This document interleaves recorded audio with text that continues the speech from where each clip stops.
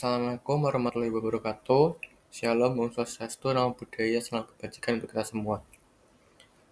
Saya Rafael Aframaga Budianto dengan NIM G002537 dari kelompok SGDA7. Jadi sini saya akan melampirkan tentang laporan anatomi yang sudah melalui hasil praktikum selama 3 kali praktikum kemarin. Yang pertama di sini saya akan membahas terkait tentang tulang belakang atau vertebrae. Jadi untuk vertebrae sendiri ada 4 bagian, yaitu cervical, bagian paling atas, lalu ada thoracal, lumbal, sacrum, dan coccyx. Untuk cervical sendiri itu tersusun dari 7, lalu untuk thoracal itu ada 12, lalu ada 5 lumbal, dan juga sacrum, dan juga coccygeus. Untuk cervical sendiri itu ada 7, C1 sampai 7, lalu thoracal T1 sampai T12, lumbal L1 sampai L5 gitu. Langsung saja kita lanjut untuk ke bagian detailnya. Lalu di sini ada dari os atlas yang merupakan penyusun dari cervicalis. Jadi di os atlas ini sendiri ada korpusnya di bagian tengah sini. Terus itu ada korpus dan juga arkus di bagian posterior.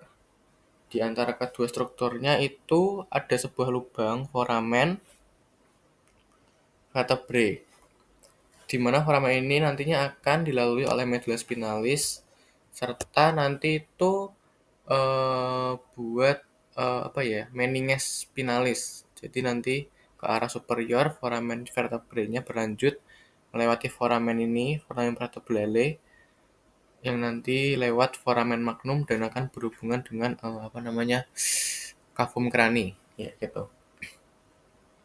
Terus korpus sendiri bagian badannya nanti itu berdekatan oleh discus invertebralis dan beberapa ligamen arcus, yang nanti itu ada 7 processus dan 1 processus spinosus. Nah, jadi ini gambar untuk preparat dari os atlas di cervicalis. Ini bentuknya sendiri tuh kayak cincin gitu buat ciri khasnya gitu. Lanjut di sini ada masih bagian cervical di os aksis. Nah, jadi ini ada preparatnya. Ini kebetulan aku pakai dari Google buat preparatnya supaya lebih jelas gambarannya seperti ini.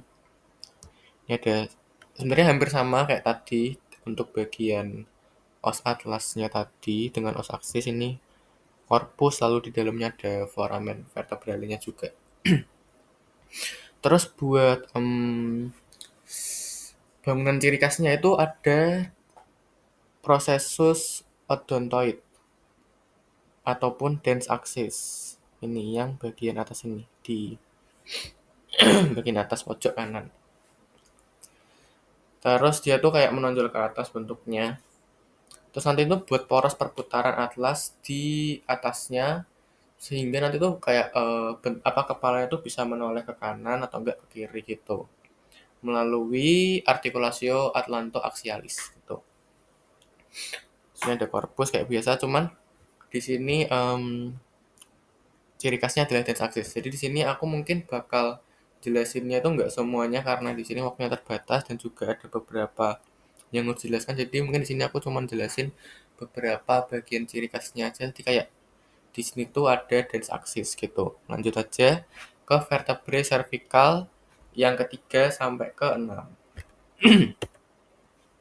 Ada ini hampir sama, jadi aku kayak skip aja kayak bentuk umumnya. Jadi sini ada korpus kayak biasa, kecil lebar ke samping bentuknya, terus di tengahnya ada foramen vertebrae. Terus ada processus spinosus bifid. Ini dia tuh bercabang. Terus dan juga ada tadi foramen transversarium, ini yang kecil. Ini kan yang besar foramen vertebrale, terus yang kecil transversarium. Itu nanti dilewati oleh arteri vertebralis gitu. Terus ini ada vertebrae cervical juga yang terakhir. Karena tadi kan jumlahnya 7 kan. Ini jadi bentuknya apa preparatnya. Jadi ini tuh juga disebut dengan vertebrae prominens karena punya prosesus spinosus yang panjang dan tidak bercabang gitu. Dan apa ya, tulang ini tuh jadi penanda buat pemeriksaan fisik, buat menentukan apa ya, lokasi vertebra lainnya gitu. Jadi ini buat penandanya. Hampir sama apa namanya strukturnya. Jadi kita next saja. Nah, kita lanjut ke vertebrae thoracical. Di sini jumlahnya 12 ya, teman-teman. Ini preparatnya. Terus di sini ada fovea costalis yang ada apa di bagian korpusnya, di bagian costanya. Oh, maksudnya tuh nanti berartikulasio dengan kepalanya, korpus. Terus prosesus spinosus, penonjolannya yang panjang ini dan miring ke bawah. Terus kayak biasa dia ada foramen vertebrale. Iya, yang jumlahnya 12 ini. Iya, begitu. Terus ada vertebrae lumbal. Ini jumlahnya ada 5.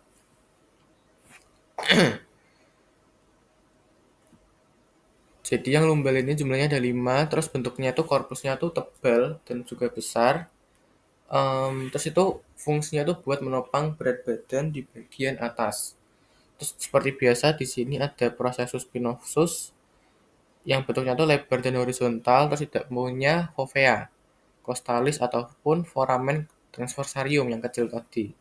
Gitu. Terus ini tuh lumbal itu buat gerakan fleksi sama ekstensi gitu. Karena buat fleksi apa ya? Punggung berarti ya. Ini, iya. Oh iya, tadi aku lupa jelasin yang ini. Jadi ini ada jumlahnya 12.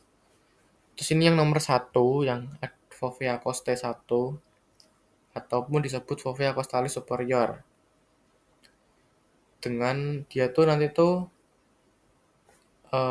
ada fascias articularis yang berbentuk semilunaris tengah lingkaran, yang nomor 1.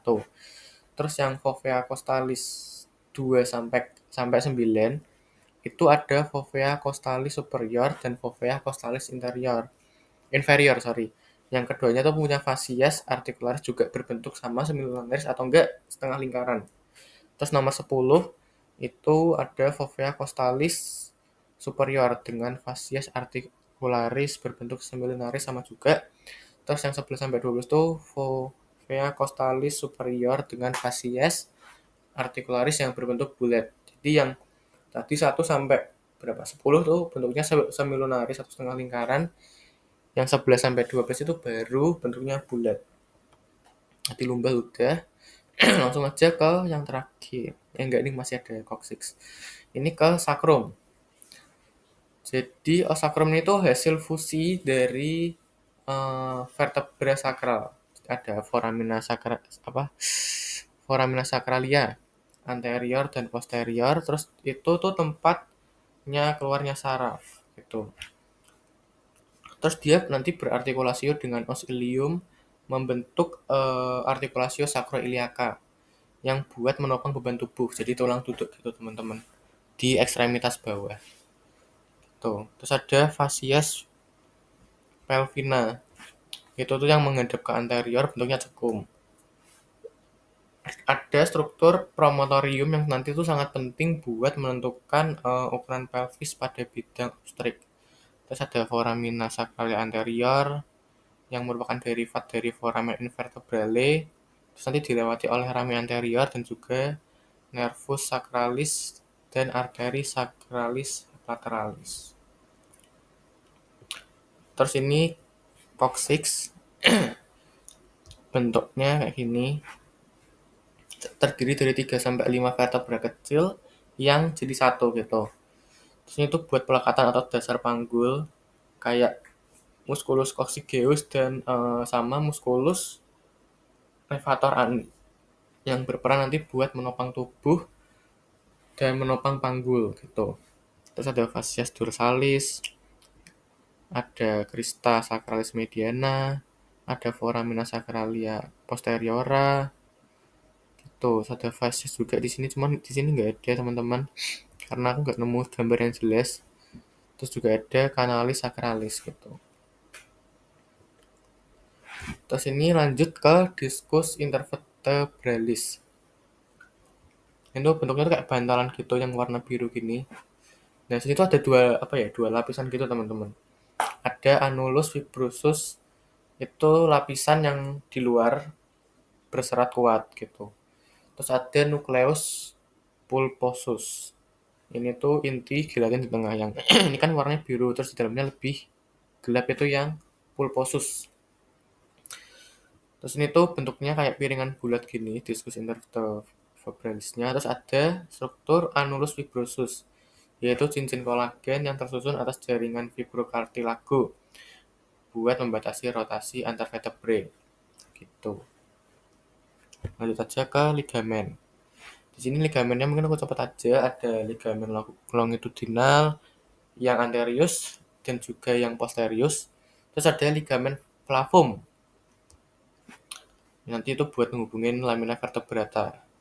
Oh iya, yang anterius tadi itu buat mencegah hiperekstensi. Kalau yang posterius itu buat hiperfleksi.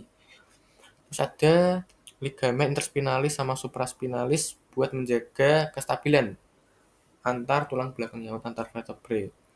Terus ada ligamen intertarversalia. Ya itu tuh dia tuh dilalui oleh prosesus transversus yang berdekatan. Terus ada ligamentum flavum yang itu tuh menghubungkan antara lamina vertebrae yang berdekatan. Terus yang terakhir ini ada ligamen nuchae. Buat fungsinya tuh mencegah fleksi yang berlebihan juga di area kepala dan buat menggerakkan kembali ke posisi kalau misalnya disuruh posisi anatomis gitu. Lanjut aja ke artikulasio. Di sini ada artikulasio lusca, terus ada artikulasio zygapophysialis, ada artikulasio atlanto-occipitalis, dan juga ada artikulasio atlanto-axialis. Gitu. Di sini buat artikulasio yang lusca itu dia itu terletak di sebelah poste lateral dari diskus invertebralis. Terus yang artikulasio zygapophysialis itu persendian yang terbentuk dari prosesus artikularis superior gitu. Terus yang atlanto terbentuk dari fases artikulasio superior sama os atlas dengan condylus occipitalis. Terus yang atlanto yang axialis tuh terbentuk dari os atlas dengan os aksis. Nanti terdiri dari 3 artikulasio. Lanjut ke bab selanjutnya, subbab selanjutnya ada plexus brachialis. Jadi mungkin gambaran animasinya kayak gini. Dibagi jadi 4 bagian. 5. Ada roots atau akar saraf, ada trunks. Trunks itu kayak ininya nih. Ini udah aku bagi-bagiin bagiannya sih. Terus ada divisions, ada cords atau fasciculus, ada terminal branches. Nah, buat flexus brachialis ini ada dibagi jadi fasciculus lateralis, medialis, dan juga posterior. Mungkin bisa ke fasciculus lateralis dulu. Ini tuh ada 3 nervus, ada nervus musculotaneus, ada nervus medialis, dan juga nervus pectoralis yang lateralis. Gitu. Terus fungsi utamanya tuh yang lateralis tuh berpenting buat fleksi siko lewat musculus biceps brachii dan brachialis. Terus juga inervasi sensori kulit lateral yang bagian lengan bawah, terus gerakan otot yang pectoralis major lewat nervus yang pectoralis lateralis ini. Gitu. Terus lanjut ada fasciculus posterior. Yang nyusun tuh ada nervus axillaris, nervus radialis, nervus subscapularis superior dan yang inferior, dan juga ada nervus thoracoldorsalis. Fungsinya itu dari fasciculus posterior nih buat ekstensi siku, pergelangan tangan, buat rotasi bahu, dan juga buat inervasi sensorik posterior lengan dan tangan. Ini sebenarnya aku ada penjelasannya. Kalau yang nervus axillaris itu buat inervasi musculus deltoideus dan musculus teres minor. Kalau yang radialis nih cabang dari plexus brachialis yang paling besar buat inervasi ekstensor lengan dan yang atas sama yang bawah yang posterior. Terus ada nervus subscapularis superior dan inferior itu buat inervasi subscapularis dan sebagian teres major. Yang thoracodorsales itu buat inervasi latissimus dorsi. Terus yang terakhir ada fasciculus medialis yang terdiri dari, ini lumayan yang paling banyak nih. Ada nervus ulnaris, nervus radix medialis, nervus cutaneus brachii, nervus medialis, nervus cutaneus antebrachii medialis, dan juga yang terakhir ada nervus pectoralis yang medialis. Buat nervus ulnaris itu buat inervasi otot-otot bagian tangan yang medial dan bagian flexor lengan bawah. Terus yang nervus radix medialis itu untuk membentuk nervus medianus. Dia tuh gabungan dari radix yang lateralis dan juga dari fasciculus lateralis. Terus yang nervus cutaneus brachii medialis tuh buat sensorik kulit. Yang antebrachii juga. Tuh. Mungkin begitu aja buat yang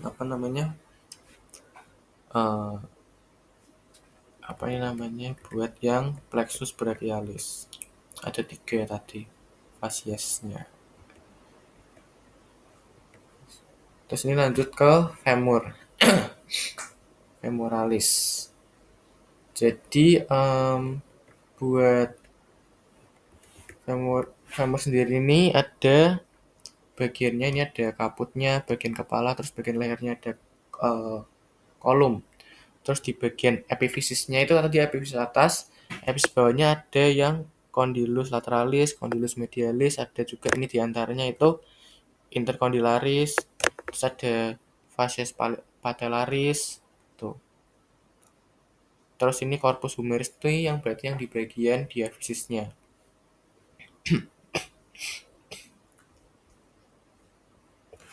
Terus di sini ada musculus dan inervasinya. Yang pertama tuh ada musculus iliacus. Musculus iliacus. Itu nanti inervasinya oleh nervus femoralis. Terus dan juga ada musculus psoas mayor atau minor. Nanti tuh kalau digabung jadi musculus iliopsoas. Nanti diinervasi oleh plexus lumbalis. Terus ada musculus dan inervasi dari rectus femoris. Nanti diinervasi oleh nervus femoralis. Terus juga ada musculus vastus yang radialis, ada musculus vastus yang lateralis, dan juga musculus vastus yang intermedius. Ini yang bagian otot-ototnya.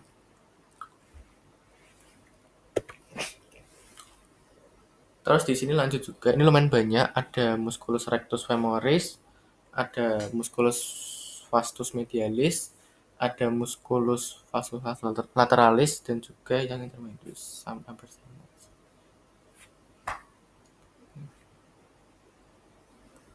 Sama ya, ini aku masukin slide-nya double, maaf teman-teman. Terus lanjut di sini ada musculus dan inervasi dari musculus biceps femoris. Dari nervus ischiadicus, terus yang ini pars peroneus communi ini dari nervus ischiadicus juga. Terus musculus semitendinosus sama musculus semimembranosus yang diinervasi oleh nervus ischiadicus. Terus di sini juga ada lanjut lagi musculus gracilis, musculus adductor longus, musculus adductor brevis, sama musculus adductor magnus. Kalau yang gracilis longus sama brevis ini diinervasi oleh nervus obturatorius. Terus yang abductor magnus itu nervus obturatorius dan juga ischiadicus. Terus juga ada musculus obturator externus yang diinervasi oleh nervus obturatorius, dan juga yang terakhir ini ada musculus pectineus oleh nervus femoralis. Terus juga ada musculus gluteus. Gitu. Mungkin aku mau nambahin yang tadi yang lateralis aku belum sempat jelasin. Jadi di sini tuh lateralisnya nih yang musculotaneus itu inervasi otot-otot kompartemen anterior lengan kayak musculus biceps brachii, yang terus brachialis dan juga coracobrachialis. Terus yang radix lateralis itu yang medialis ini. Itu hampir sama juga sama yang posterior. Itu gabungan dari radix medialis dari fasciculus medialis yang membentuk nervus medianus. Terus ada juga nervus pectoralis lateralis, itu buat inervasi pectoralis mayor dan juga sebagian kadang pectoralis yang minor. Mungkin sekian dari saya, berhubung juga waktunya sudah kelebihan banyak. Sekian dari saya, terima kasih.